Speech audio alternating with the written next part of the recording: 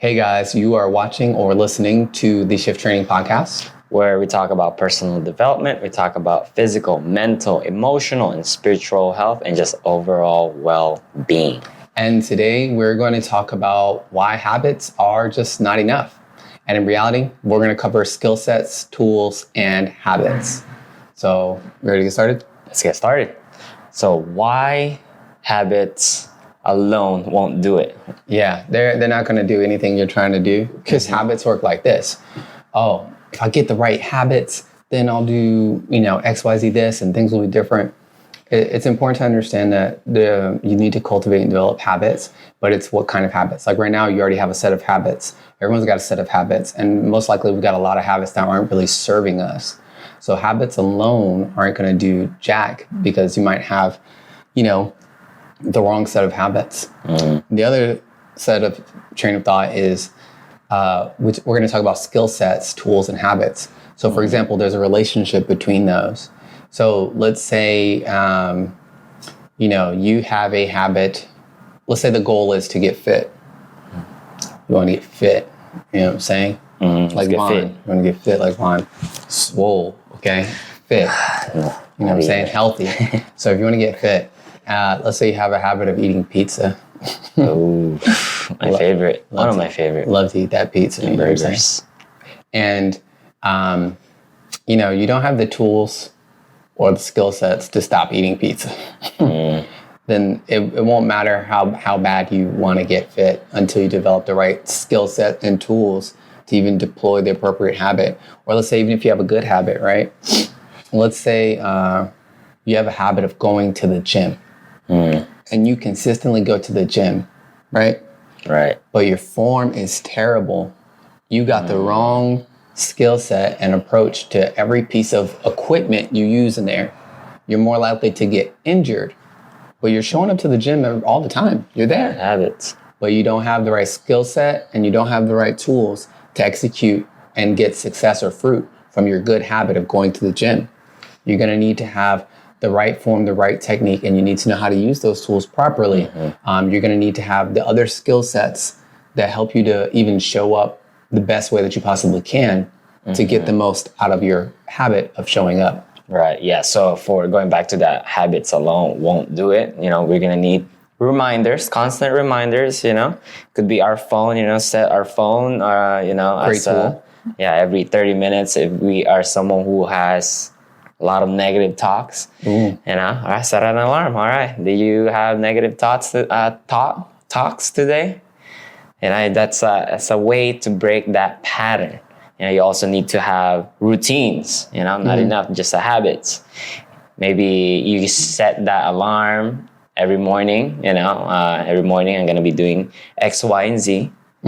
Set that, because that time creates that memory. And we need some triggers. We need to replace different triggers for a bad habit. Right. 100%. Right? Yeah. And just going back to the skill set. So from my understanding with the skill set is, it is something that you develop through, hard work, dedication. Practice. It's your abilities, knowledge, and experience.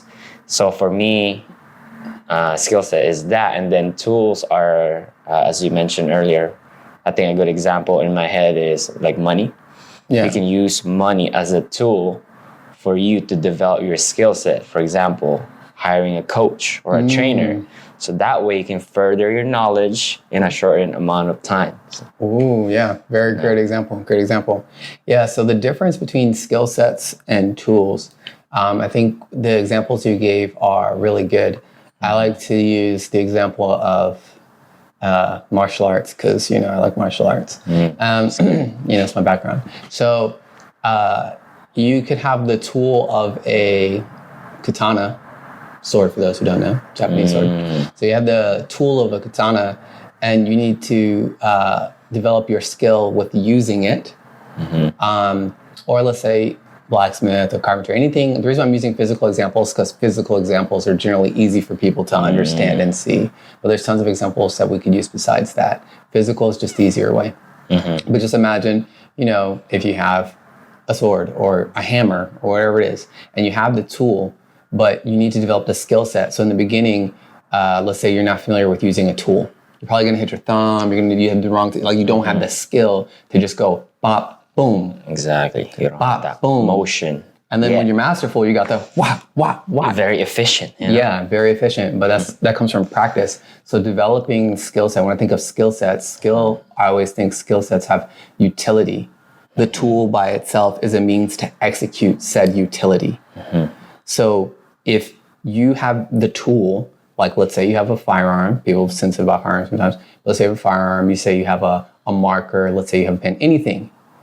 But you don't have the skill to use it. You don't know how to use it, and you haven't developed that. You're not proficient with it yet. Then the tool itself isn't very good. It's not very helpful. I mean, it is. You'll do better with the tool than without. But in order to get the most out of the tool, you need to develop the skill to use the tool. Right. Just like, writing.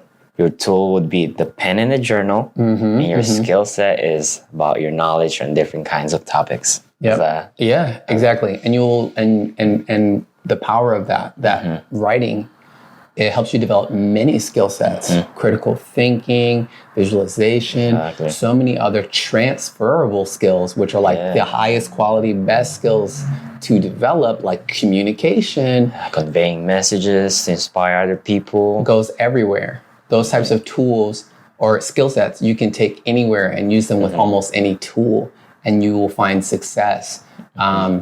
So we've kind of been talking about skill sets and tools, but let's talk about the relationship between skill sets, tools, and habits. So let's say you have a tool, not very skilled with it, and you have a habit that doesn't work for you. You want to change the habit, but you have this tool. Let's say the tool is the calendar, like you're talking about. You okay? I just sneeze. Oh, okay, bless you. So you use the calendar, right? So as a tool, but you don't really know how to use the calendar, so you can't maximize, let's say, pattern disrupt or things like that. Like if it's supposed to remind you or help you to change or develop the habit, if you're not proficient with using the tool, you're probably not going to be able to change the habit. 100%. Yeah. So you need the skills and the tools in order to create or develop new habits. Yeah. They require all three. So habits alone ain't gonna do it. Yep, I agree. Cool.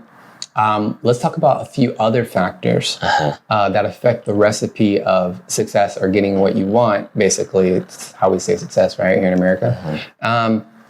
Values, standards, and beliefs. And I want to try to paint a picture to the best of my ability. So I'm going to go general, and then I'm going to try to go specific. Okay.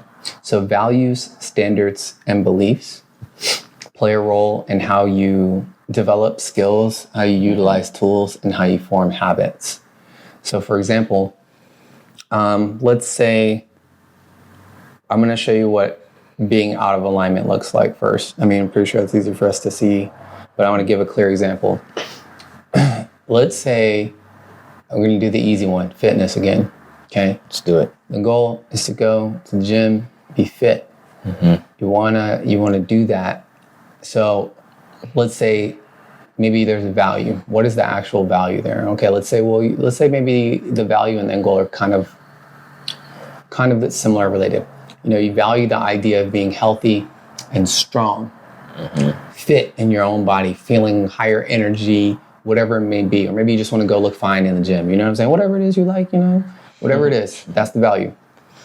But your standard, you have a standard. The bar is not, I will go to the gym 3 out of 5 or 5 days a week or whatever it is, and that is the standard. Standard meaning the minimum. I will not go below this. So let's say you're like, yeah, it's cool if I go 2 days a week. You say, I'm gonna try for 3 out of 5, but but your standard is like, as long as I'm going, that's good enough, right? And that's your standard. And then maybe you have a belief. Maybe there's a belief that says you can't do more because of your schedule. There's not enough time. It's one of my favorite ones.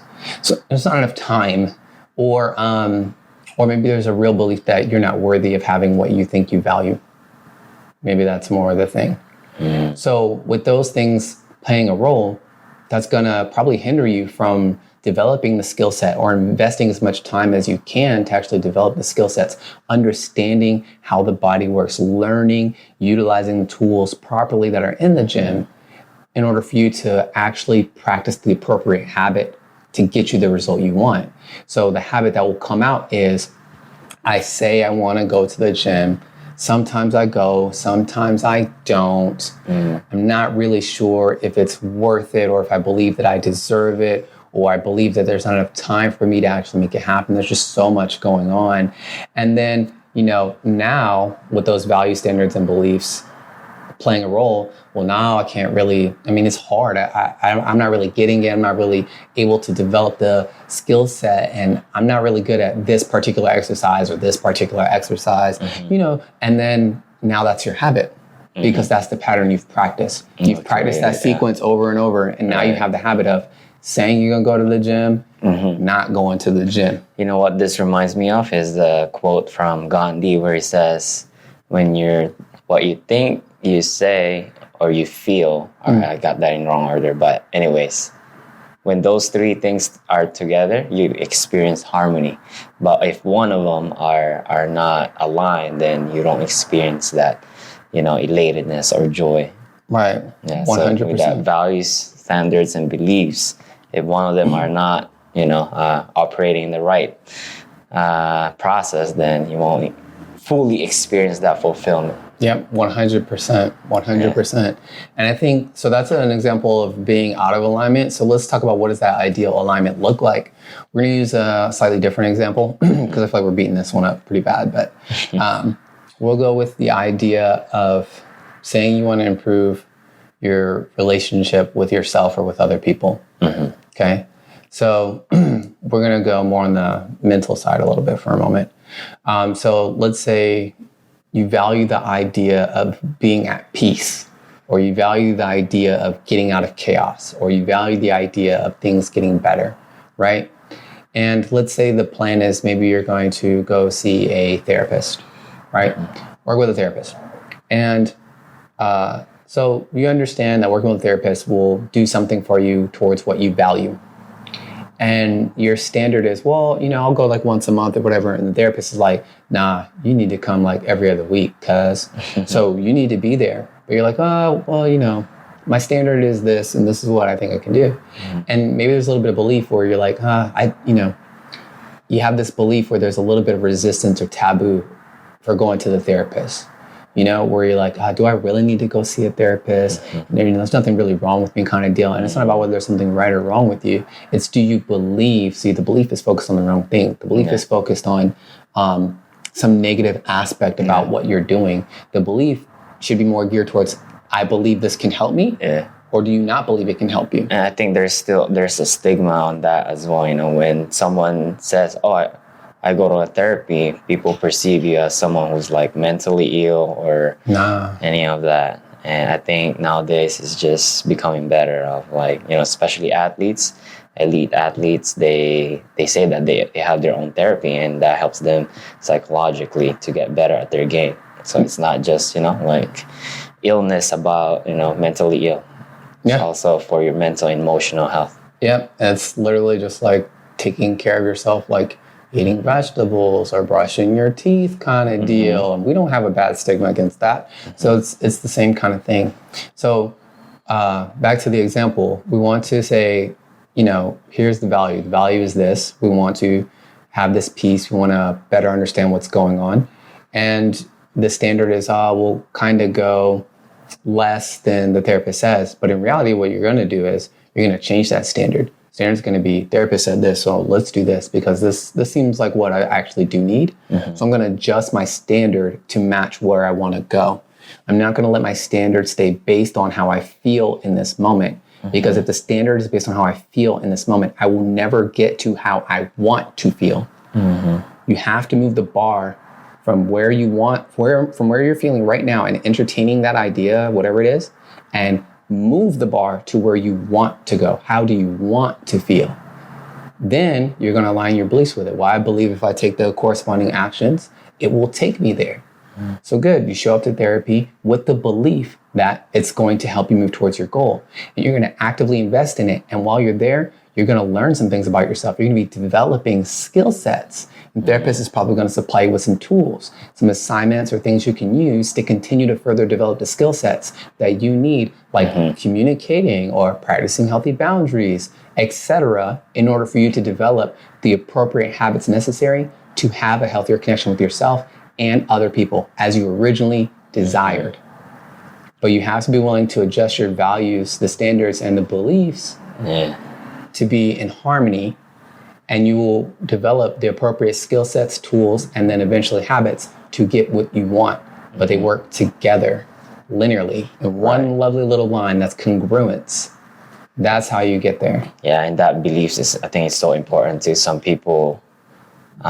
When they started on something like, let's say, a coach or a therapist, you must be a really good student, you know? Sometimes you accumulate so much information that you ended up like not doing anything. So sometimes you just gotta go all in, believe on that person that he or she will help you, and just be a good student.